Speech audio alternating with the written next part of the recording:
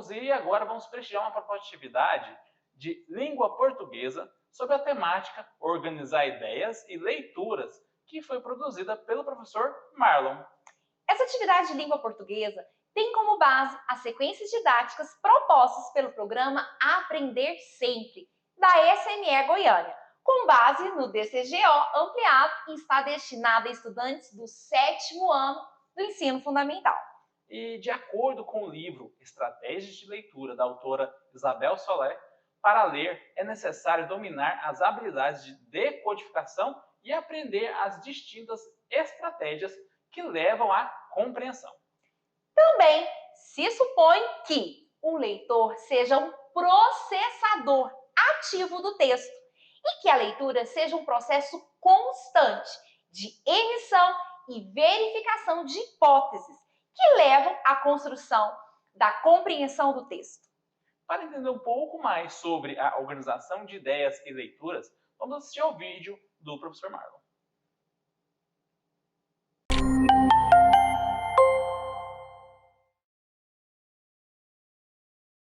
Olá, pessoal, tudo bem com vocês? Eu sou o professor Marlon, professor de língua portuguesa. Estou hoje aqui na companhia da nossa queridíssima intérprete Carmen Gabriela e o título da nossa aula de hoje é Organizando Ideias e Leituras. Então, nessa sequência didática, nós temos como objetivo desenvolver estratégias e procedimentos de leitura, aprimorando a compreensão das informações do texto, com foco na produção de mapa mental, lista e resumo. Mas antes de nós falarmos sobre esses gêneros, vamos refletir aqui um pouquinho. Primeira perguntinha para você pensar aí.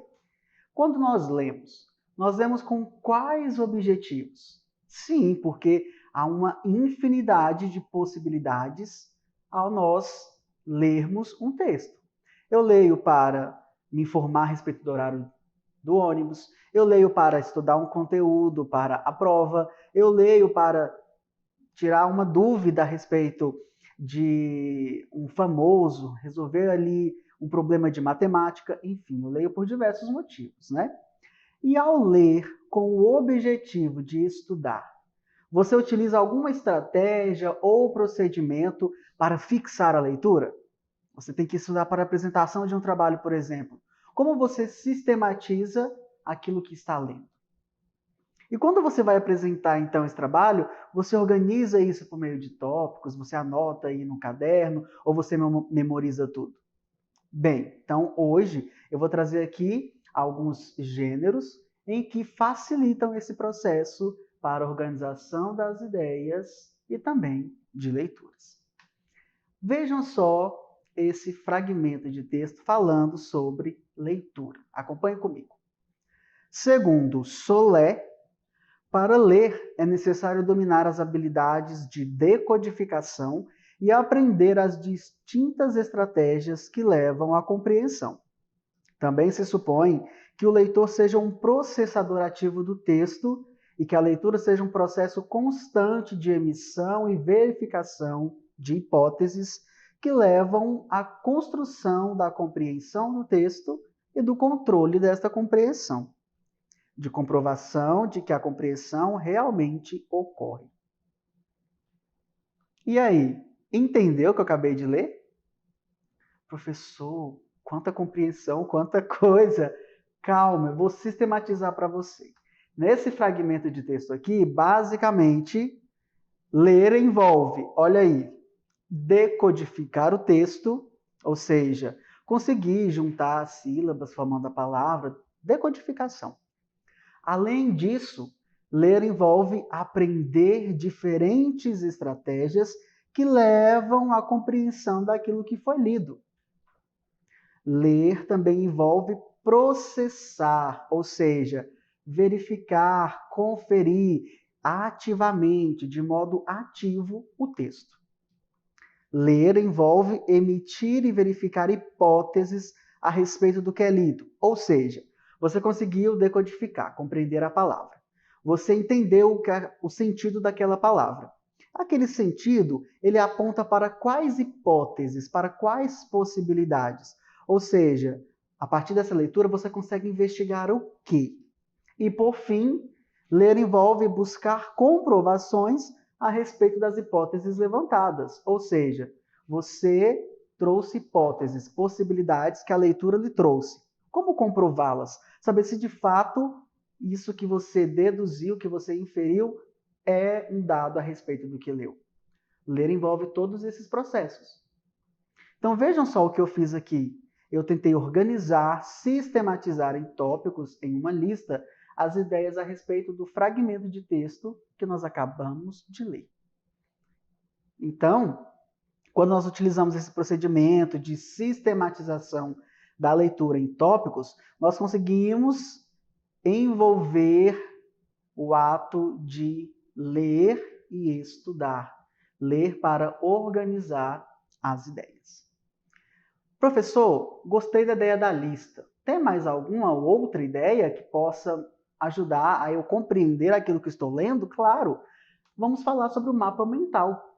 O mapa mental é muito utilizado na escola e vamos aqui então ver um pouquinho a respeito de sua estrutura. Esse gênero, o mapa mental, pode ser um instrumento muito válido para associar ideias, pois ele visa organizar informações associadas a algo de maneira facilmente identificada. E ele é construído basicamente por 3 partes. Aí ao centro, nesse círculo colorido, nós costumamos inserir o tema central do estudo, daquele mapa mental. Ao redor dele, nós fazemos alguns outros, aqui na imagem, círculos, que representam as ideias, os conceitos, as associações que estão associadas ao tema central. E você percebe que, ligando esses 4 círculos ao círculo central, nós temos linhas ou setas. Então, elas representam as conexões que fazemos entre as ideias, as imagens, os conceitos, ao tema central. Então, eu vou te convidar a ler um texto comigo e, em sequência, vamos fazer um mapa mental a respeito desse texto. Olha aí na sua telinha. 40% dos adultos estão sedentários, diz IBGE. Cerca de 40% dos adultos brasileiros não praticam o tempo adequado de atividade física para essa faixa etária, de acordo com pesquisa do Instituto Brasileiro de Geografia e Estatística, o IBGE, divulgada em 18 de novembro. Essas pessoas não fazem nenhum tipo de exercício físico ou, ao longo de uma semana, exercitam-se por menos de 2 horas e meia, o mínimo de tempo recomendado para que um adulto seja considerado saudável. O levantamento levou em consideração as atividades físicas praticadas nas horas de lazer, no trabalho e no deslocamento para o emprego. Realizado em 2019, o levantamento entrevistou pessoas com mais de 18 anos de 108 mil residências de todas as regiões do Brasil. Que dado interessante, né? Como nós vamos, então, organizar, sistematizar as ideias a respeito desse texto? Olha só a sugestão de mapa mental que eu trouxe para vocês. No centro, eu coloquei o tema desse texto, que é o sedentarismo. E trouxe 3 informações, 3 ideias a partir da leitura do texto. A primeira é que, no Brasil, 40% da população adulta não pratica atividade física. Consegue observar que tem aí uma setinha que está partindo do círculo para essa informação? Também temos outra setinha partindo para outra informação. Tempo mínimo de atividade física. O tempo mínimo recomendado de atividade física para um adulto é de 2 horas e 30 por semana. Então, olha só, o que a gente já compreende? Que 40% da população faz menos de 2 horas e 30 por semana de atividade física. E aí, por fim, trouxe os dados para comprovar essas informações. Outra setinha puxando aí para o campo dados, em que é dito: a pesquisa do IBGE foi realizada em 2019 com pessoas de mais de 18 anos em 108 mil residências de todas as regiões do país. Conseguimos, então, sintetizar aquilo que o texto está dizendo. Outra possibilidade, que inclusive nós já vimos aqui, é a lista, né? A lista consiste, então, em quê? Veja como é simples, prático fazer uma lista. inserir informações objetivas acerca do texto ou das ideias, a partir dele, uma abaixo da outra. E quando você termina de inserir aquela informação, você coloca um ponto e vírgula, e na última informação você coloca apenas um ponto. Eu sistematizei esses dados também em uma lista. Vejam aí como ficou.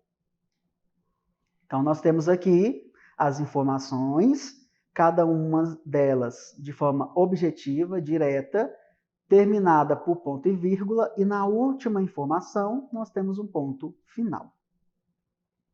Professor, o mapa mental é muito interessante, a lista também, mas eu gosto de fazer resumos. O resumo é uma possibilidade de organizar as ideias e as leituras?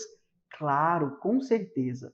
E para quem não tem o hábito ou ainda não compreende o que é um resumo, olha aí, em linhas gerais, em que consiste fazer um resumo.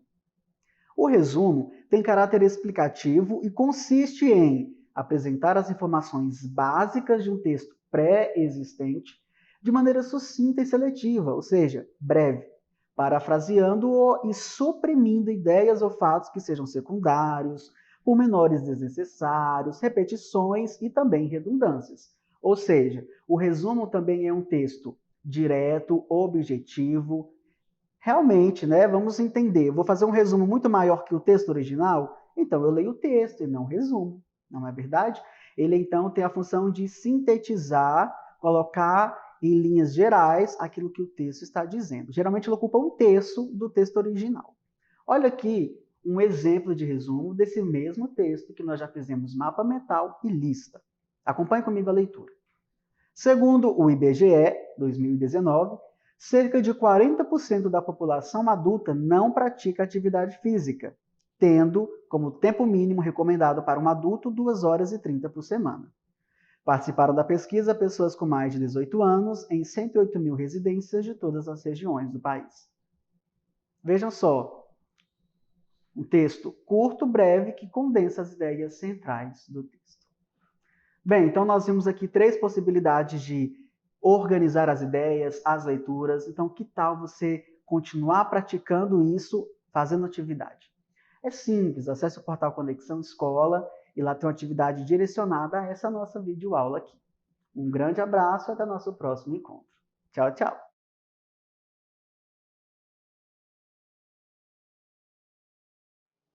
Então é isso, pessoal. Obrigado por estar junto com a gente. E lembrando de acessar o portal Conexão Escola nesse endereço aqui, hein? Que é o www.sme.goiania.gov.br/Conexão Escola.